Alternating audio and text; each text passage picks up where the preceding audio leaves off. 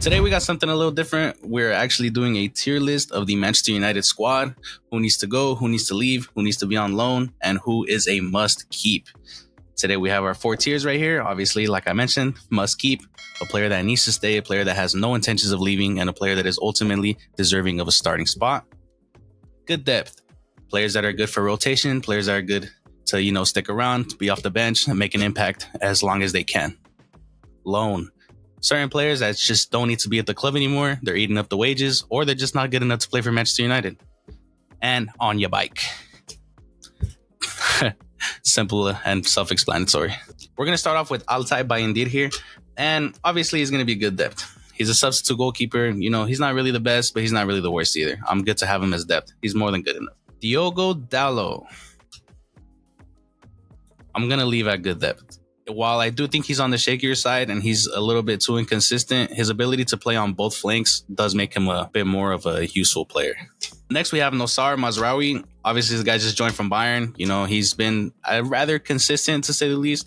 I don't think using him as a third CB is our best choice, but for the most part, good depth. He's welcome to stay. Right after that, we have Matthijs de Ligt. Obviously, must keep. I think this guy is more than good enough, and he's a very, very underrated center back. Coming up next, we have Harry Maguire. Now, I'm going to put Harry Maguire in a must keep.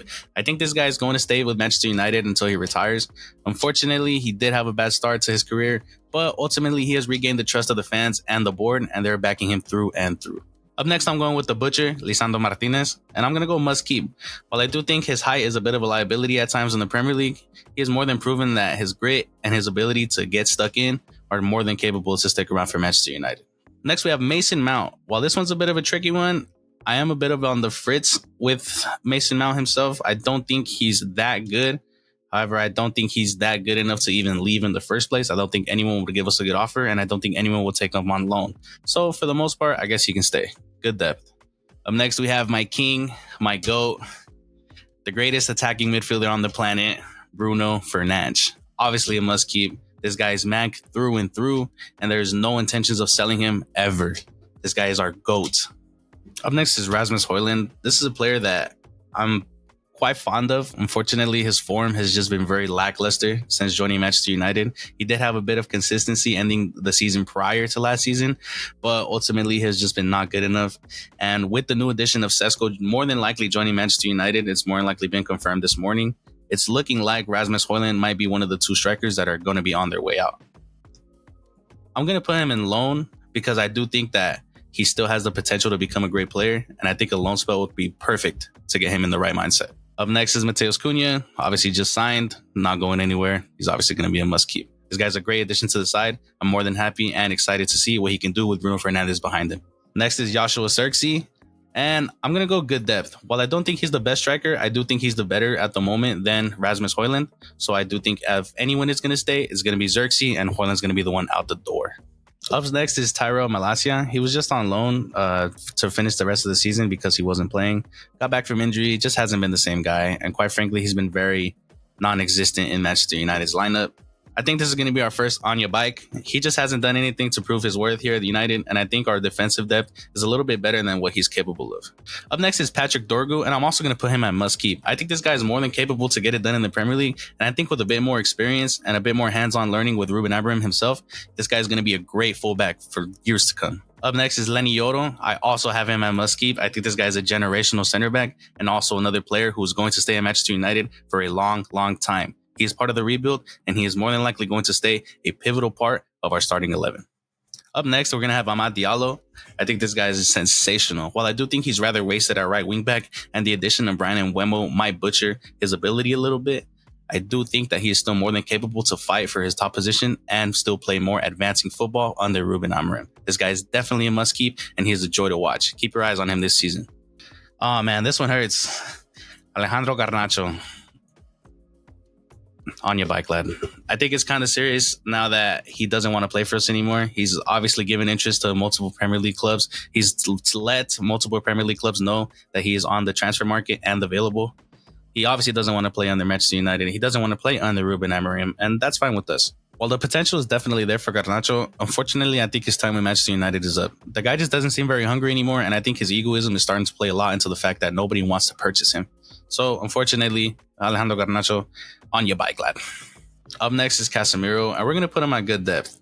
He can definitely still handle the midfield for the time being, but he's definitely getting a lot older, and it should be a position we should be looking to replace in the coming seasons. Up next is Brian Mbeumo. We just signed him from Brentford. Obviously, he's going to be a must-keep. He's not going anywhere anytime soon. While I do think the addition to him might butcher Amad Diallo's potential going up the right-hand flank, I do still think he is a Premier League proven player, and he's going to be more than enough depth to bring Manchester United back to our glory days. Up next is Antony, and he's going to be our third addition to On Your Bike. This guy's clearly just not Premier League proven. He's not going to be able to hack in the league, and we should have forced a move from Betis. Obviously, those guys didn't even want him anymore. They knew this was going to be a one-season wonder from him, and quite frankly, the guy's just not good enough to be playing for Manchester United. Up next is Tom Heaton. This guy is 50 years old. I don't know what the fuck he's still doing at Manchester United, but, I mean, ultimately, I think our goalkeeper problem is really drastic at the moment, so I just don't think he's going anywhere. He's probably going to be stuck there on good depth. While he's not good depth, I mean, he's still there at least. Up next is Luke Shaw, and for the amount of time he has off the field compared to on the field, I think it's just not worth it at the moment. Keeping him here is just going to be more of a liability towards us, and he just needs to be sold immediately. I think we have much better depth on both flanks, and he's not much useful to us no longer. Yeah, no, Andre Onana needs to get the fuck out of here, man. It's just not worked out.